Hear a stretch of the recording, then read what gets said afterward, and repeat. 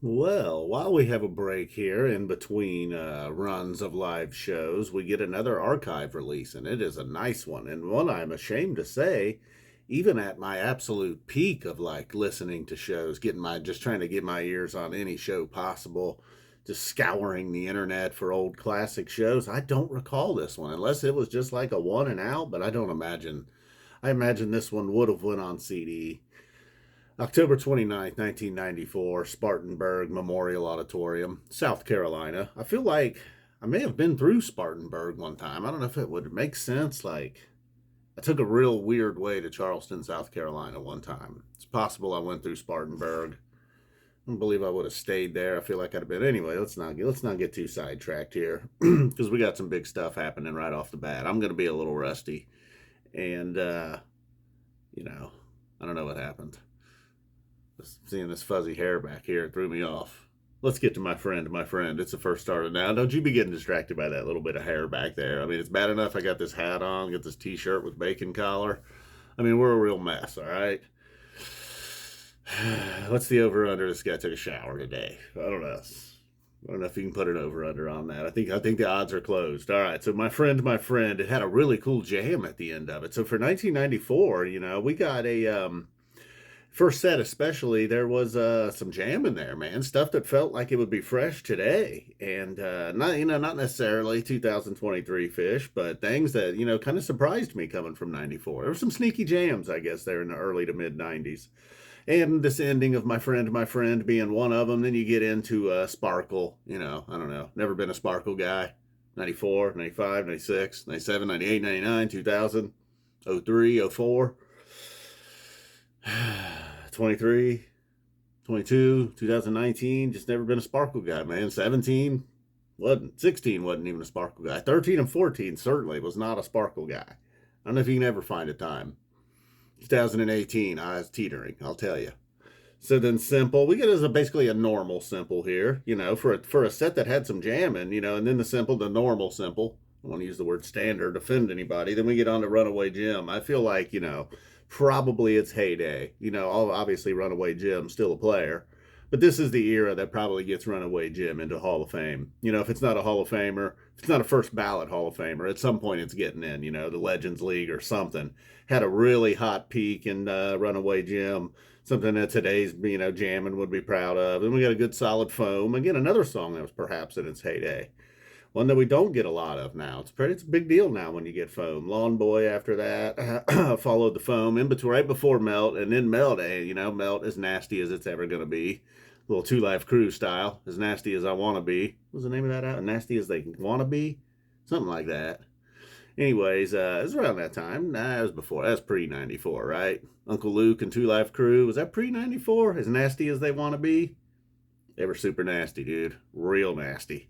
So kind of like the Split Open and Melt jam, and then we get interrupted. There aren't a lot of things that I'd be all right with interrupting the Split Open and Melt jam. Buffalo Bill happens to be one of them. Rare, cool, funny, fit in. Then we feel like maybe we're overdoing it with Bill Makisupa. I know it's a natural. They go together there.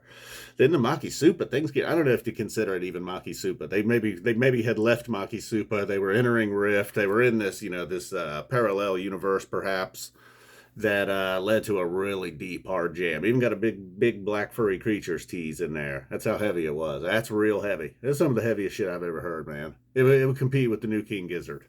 All right, maybe it wasn't the heaviest shit I've ever heard, but so then we open up the second set with a familiar second set opener, Down with Disease. Doesn't matter the year. 93, 94, 95. All right, I'm not going to do that again. 2017, 16, 99, 2000. Down with Disease, always known. 2001. They didn't even play in 2001. Well, no. Wait, no. Wait, no. Huh? All right, so then we get into The Man Who Stepped Into Yesterday, Avenu Malkenu. Nice song. This was part of why I probably prefer the first set.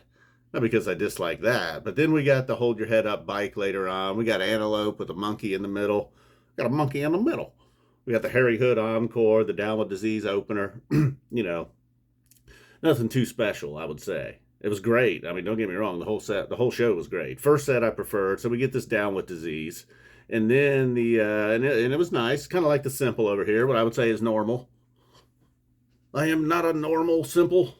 And then the man who stepped into yesterday, Avenu, we already said this. Then we get Sparks. For me, probably the highlight of the second set. Maybe, that Antelope was pretty nasty. It was nasty. Get back into Two Life Crew, the Daniel Cormier, nasty. So then we get Sparks, giving Fishman giving it up. Early on in the first set, Fishman already showing up. It's, you always knew in the 90s. It was like, I've said it before. You've heard it before. Your high friend has said it before. Like, hey, that's why the band's called Phish. All right, John Fishman taking over. Sparks really showing, and then they're just feeling it after that. We get Uncle Pen, You Enjoy Myself. Again, another normal You Enjoy Myself. Trey, very hot. Paige howling along at the vocal jam. But then we follow the vocal jam with Hold Your Head Up and Bike. Showing up, getting Fishman front and center, spotlighting him. Then the Antelope, Sleeping Monkey. They're not done with John Fishman. I mean, this guy can do everything. He's not just a drummer. All right. So then Antelope really hot. And then, the Hood Encore, towards the very end, as we're headed towards the crescendo and Hood. Maybe Trey's best work of the night. It's kind of quiet and peaceful, slowly building into the big crescendo of Hood, but boom, ending on a strong note. The Antelope was completely nuts, too. Both parts split up. I suppose if you're listening to it on the live Phish app, you can get that now. Free some amount of day trial, I'm sure. And then every show since 2003. A couple of 2004 shows, man, they should probably take those down. They should be like, I don't know. I'm pretty sure Trey said the N-word. That's why they're not on there. That's not true at all. Some of you guys weren't fans in 04. You're like, man, I heard things were fucking crazy in 04. Trey was dropping slurs on stage? No, he was slurring on stage. Don't be confused. Don't confuse the two. All right, guys, I'm out of here. We're losing it. We're almost at 7 minutes, and we don't even have a whiteboard. It's an archive release. They don't get whiteboards for sure. Boom! Thanks to everybody. We're out of here. If you made it, thumbs up. You're probably already subscribed. Thank you so much. I love you guys, and boom, we're out of here.